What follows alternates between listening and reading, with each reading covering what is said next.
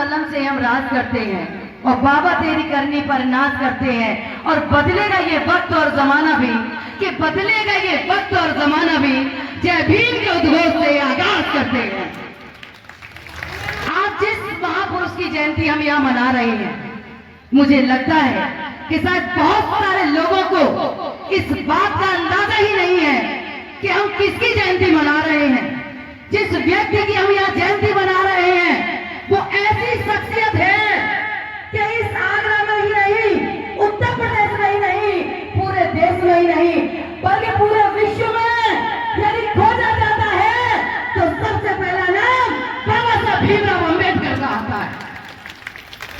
संयुक्त राष्ट्र संघ, आप गूगल करिएगा कि संयुक्त राष्ट्र संघ एक बना था जब ये देश आजाद नहीं हुआ था, उससे पहले बना हुआ था। आज उस संयुक्त राष्ट्र संघ में पूरे विश्व के सबसे ज्यादा ताकतवर देश जो इकट्ठे हुए हैं, जो संगठन बना है, 192 देश हैं जो दुनिया के सबसे ज्यादा ताकतवर देश हैं। शिक्षा में, पावर में, राजनीति में, सुधार में, वैज्ञानिक में, जहां भी परचम है उन देशों का है। और उन देशों ने मिलकर एक संगठन बनाया जिसका नाम है संयुक्त राष्ट्र संघ। और उस संयुक्त राष्ट्र संघ ने ये घोषणा की थी कि हम 14 अप्रैल को, जब बाबा साहब का जन्मदिन है, उस 14 अप्रैल के दिन को विश्व ज्ञान दिवस के रूप में मनाएंगे। तो आप सोचिए कि जिस महापुरुष की जयंती हम और आप यहाँ मना रहे हैं, उस व्यक्ति की जयंती पूरा विश्व मना रहा है। दुनिया के सबसे ज्यादा ताकतवर देश उस व्यक्ति की जयंती मना रहे हैं। हम किसको मानने वाले हैं? हमारे आदर्श कौन है? इस बात से जानिए कि जब बुद्ध घर से निकले तो लाइट ऑफ एशिया बन गए। लोगों ने कहा कि यदि एशिया में कोई रोशनी है, कोई प्रकाश है, तो वो केवल बुद्ध की वजह से है। तो जब आपका जिन्हें हम मानते हैं, जहाँ इनकी तस्वीर लगी है, जब बुद्ध निकले तो लाइट ऑफ एशिया बन गए। ज्योतिबा फूले निकले तो क्रांति के जनक बन गए। जब सावित्रीबाई फूले निकली तो शिक्षा की देवी बन गई।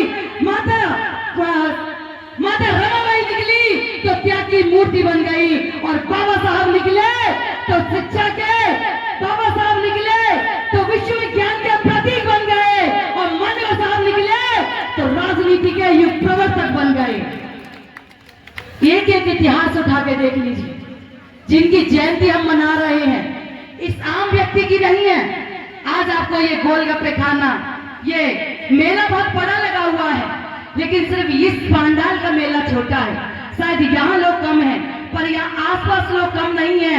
आप सोचिए कि जो व्यक्ति की आप जयंती मना रहे हैं, उसमें जिन लोगों के पास सदियों से पढ़ने का ठेकेदारी थी, जो पढ़ते थे, पढ़ाते थे, लेकिन उनके नाम पर विश्व में कोई रिकॉर्ड नहीं है।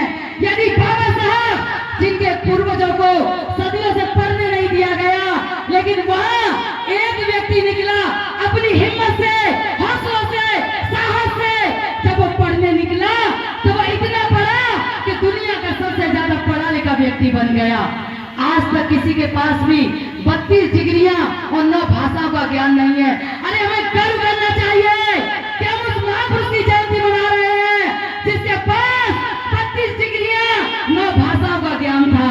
जो व्यक्ति निकला तो लंदन ऑफ स्कूल से जब इकोनॉमिक्स से पीएचडी करने निकला, ये रिकॉर्ड भी आज से पहले न किसी के नाम था और न होगा कि जो लंदन ऑफ इकोनॉमिक स्कूल की जो पीएचडी की डिग्री है, सबसे पहले भारत में यदि इकोनॉमिक्स में लंदन से किसी ने पीएचडी की तो वो भी बाबा साहब भीमराव अम्बेडकर ने की।